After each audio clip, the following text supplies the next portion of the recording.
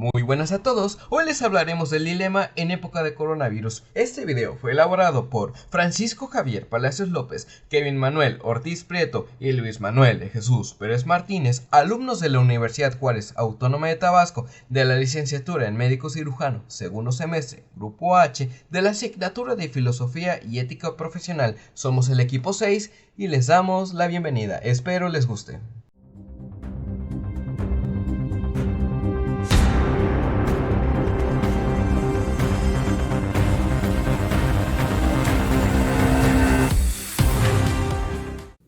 La humanidad a lo largo de su historia se ha visto marcada por la aparición de grandes pandemias, que a su paso han causado desolación y muerte.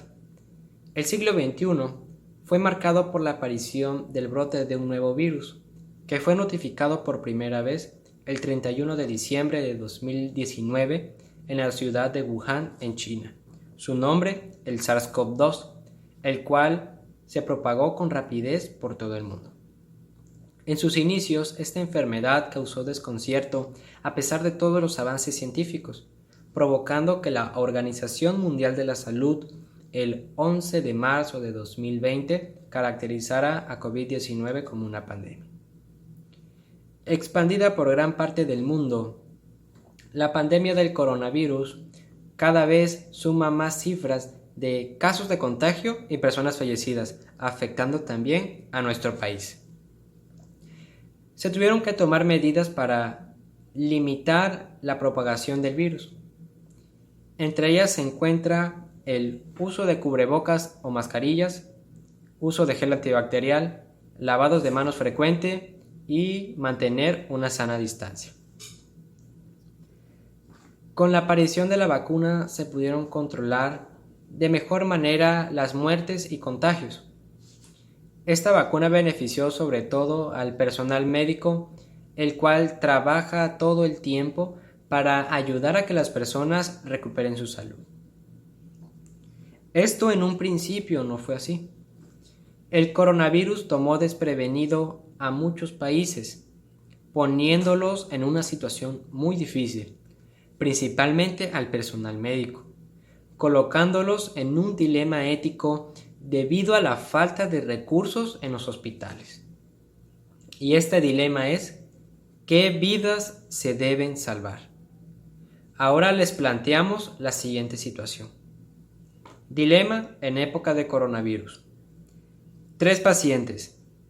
Un chico de 16 años con diabetes, una madre de 25 años y un abuelo de 75 están en la sala de espera del hospital y luchan por respirar. Solo queda un respirador. ¿A quién se lo colocan? A continuación, mis compañeros darán sus puntos de vista. Pero claro que este dilema es un tema muy complicado. Son 3 vidas humanas de las que estamos hablando, por lo que moralmente, por un lado seríamos verdugos y por el otro salvadores. Bueno, antes de dar mi opinión por el cual creo que el joven de 16 años debe recibir el respirador, me gustaría profundizar un poco más en el tema. Ante las muchas necesidades en la medicina actual, donde el progreso de la ciencia y la tecnología es tan mencionado e importante, es imprescindible poseer una actitud y actitud que se oriente a proteger al paciente, sin olvidar que tiene familia, amigos y es parte de una comunidad, por lo que tiene implicaciones humanas, psicológicas y sociales, que es una necesidad ética. El acto médico debe cumplir con la ley y con lo que se espera a la comunidad del médico, pero va más allá. Es horizonte de esperanza, entendido como una decisión ética concreta que se toma en el aquí y ahora, que sirve para negociar entre médico y paciente, para lograr lo mejor. Todos, enfermo y médico, participan para buscar la felicidad, plenitud, cancelar el sufrimiento y angustia del enfermo, o al menos paliarlas y ofrecer compañía y calidez humana. La dignidad de las personas es un valor que no puede pasar desapercibido.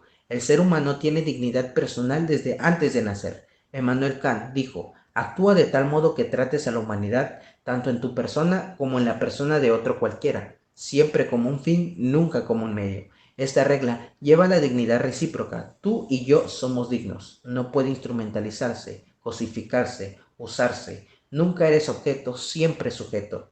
La ética tradicional ha formulado el principio del doble efecto que supone que es lícito causar o permitir un daño si la acción no es mala en sí misma, si el daño no es intencional, si el daño tampoco es buscado directamente como un medio para el fin o si se tiene una razón proporcionada para causar o permitir el daño.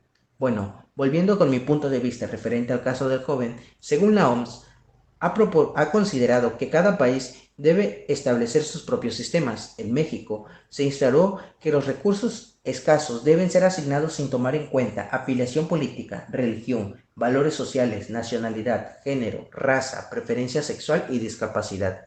La pregunta es la misma. ¿Cómo determinar a qué paciente destinar los recursos médicos escasos? Arthur Kaplan, director de la División de Ética Médica de la Universidad de Nueva York, dijo que no considerar las edades sería incluso deshonesto. No es que la edad sea el único factor en tomar en cuenta, pero los pacientes jóvenes generalmente se reponen más rápido gracias a su sistema inmunológico más fuerte.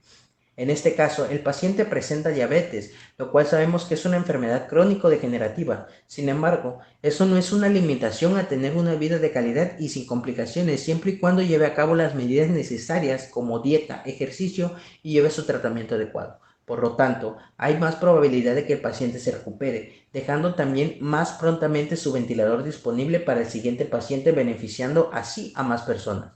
Por lo tanto, yo considero que la persona ideal para recibir el ventilador es el joven de 16 años. Bueno, este dilema nos obliga a tomar una decisión muy difícil, porque ninguna vida es más valiosa que otra, en cuestiones de normalidad, es decir, cuando todos gozamos de los mismos derechos y privilegios. Pero en situaciones como en las crisis de salud pública, el contexto cambia por completo, porque dejamos de tener los derechos a los que estamos acostumbrados normalmente. Al momento de tomar mi decisión me basé en dos aspectos. El primero, ¿quién tiene más probabilidades de salvarse? Si analizamos la situación de cada paciente, podemos deducir lo siguiente. El joven de 16 años con diabetes y el adulto mayor de 75 años tienen una considerable probabilidad de no sobrevivir, porque los estudios demuestran que los adultos mayores, así como aquellos que padecen enfermedades crónicas como la hipertensión y la diabetes, tienen un mayor riesgo de muerte. En cambio, la madre de 25 años no padece ninguna enfermedad crónica o de cualquier otro tipo, lo que quiere decir que tiene mayor probabilidad de sobrevivir. Y el segundo aspecto, ¿quién tendría el mayor beneficio a largo plazo? Si el adulto mayor se lograra salvar, pues no tendría mucha esperanza de vida, por su edad. En cuanto al joven de 16 años con diabetes, pues no puedo decir mucho de él, porque en el dilema no se especifica si es que tiene un buen control glucémico o qué tipo de diabetes padece. Está claro que tiene una vida potencial más larga y podría obtener un beneficio mayor que alguien que ya ha vivido mucho, pero su limitante tal vez sería la esperanza de vida, que es de 50 años a lo mucho, y eso sí tiene un buen control glucémico. Y la madre de 25 años, pues ella está en etapa reproductiva, es joven, sin comorbilidades, está en la etapa de mayor afluencia económica y tiene a su cargo 2 niños que posiblemente en el futuro aporten mucho a la sociedad. En conclusión, estará cumpliendo con 2 de los 4 principios de la ética médica.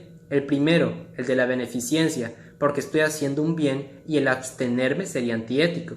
Y el segundo, de no maleficencia, porque no estoy permitiendo que se le aplique un procedimiento a una persona a la que posiblemente perjudique más. Claro, estaría violando el principio de la justicia, porque estoy discriminando a los adultos mayores y a las personas con enfermedades crónicas. Y en el caso del principio de la autonomía, pues no aplica en este caso, porque la persona no está consciente, ya que le falta la respiración y sus familiares no pueden decidir por él.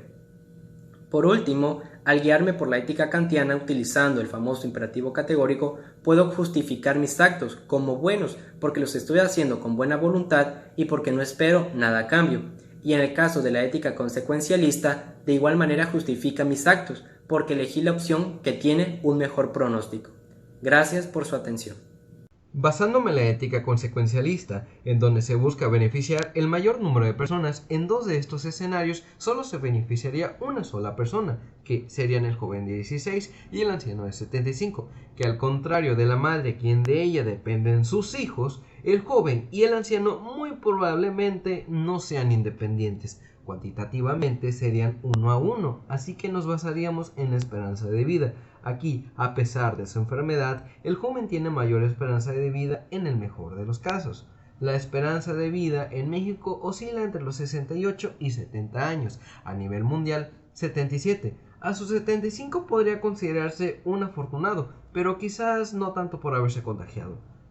La balanza no se inclina a favor del anciano.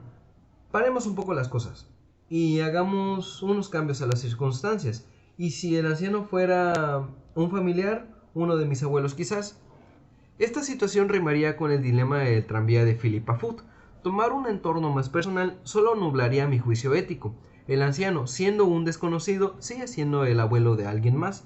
Entonces, ¿bajo qué escenario? Que sí, y solo sí, el respirador lo reciba alguien de la tercera edad. Tendría que ser un personaje importante, alguien como el presidente de la República Mexicana. Bajo el mismo argumento de la ética consecuencialista, evitar una crisis donde podrían salir La afectados más OMS de 100 califica de millones de mexicanos, preocupante la además nueva de ser variante un de deber coronavirus. patriótico. La ha nominado Estaría por mucho encima de la madre y del joven, incluso sin tener que llegar a las instancias del presidente, sino a algunos de sus influyentes. El mismo sistema me llevaría a las mismas conclusiones. Bueno, para nuestra cuarta posición, nos basamos en un documento que fue subido al sitio del gobierno federal titulado Guía Bioética de Asignación de Recursos de Medicina Crítica, que establece, entre otras cosas, los criterios por los cuales se elegirá a algunos pacientes para que reciban insumos médicos escasos. El documento establece que el principio que se debe atender es el de salvar la mayor cantidad de vidas. El mecanismo para determinar la priorización de un paciente en un sistema de salud no es nuevo y se llama triage. La palabra triage proviene del término francés trier, que significa elegir o clasificar, que en un servicio de urgencias se refiere a un método que permite organizar la atención de las personas según los recursos existentes. El triage está compuesto por 4 prioridades, 4 colores y una descripción para cada uno de ellos. En la prioridad 1 tenemos el color rojo, que son pacientes que necesitan tratamiento y estabilización inmediata. Como prioridad número 2 tenemos en color amarillo, que son pacientes que pueden esperar máximo 1 hora sin ser atendidos. En la prioridad número 3 tenemos pacientes que pueden esperar sin riesgo vital y la atención puede demorar de 4 a 6 horas. Y por último, la prioridad 4 en color negro, que son pacientes que ya no presentan signos vitales y que desafortunadamente han fallecido. En este caso, los pacientes de este dilema se encuentran en la prioridad número 1, o sea, en rojo, debido a la dificultad respiratoria. Pero entonces, ¿a quién se le da el ventilador? Bueno, el documento incluye una tabla de puntos en donde pacientes con menor punto tienen más posibilidades de supervivencia y por lo tanto deberán recibir insumos médicos escasos. Con un punto, pronóstico de supervivencia a largo plazo sin comorbilidades, que en este caso sería la madre de 25 años, ya que los problemas son meramente respiratorios. Con 2 puntos, personas con comorbilidades serias que impactan sustancialmente la supervivencia a largo plazo. Aquí entraría el joven de 16 años, ya que presenta una de las comorbilidades que agravan la condición del paciente, como diabetes, hipertensión y obesidad. En este caso sería la diabetes, que acorta el pronóstico de supervivencia del corto y largo plazo. Y por último, con 3 puntos, condiciones que limitan severamente la expectativa de vida o alta probabilidad de muerte dentro de un año. En esta clasificación se localiza el anciano de 75 años, por el hecho que a esta edad el sistema inmunológico no es tan fuerte, los órganos empiezan a fallar con rapidez y por el hecho que en México se considera que los 75 años como la esperanza de vida, por lo tanto las probabilidades de muerte son muy altas.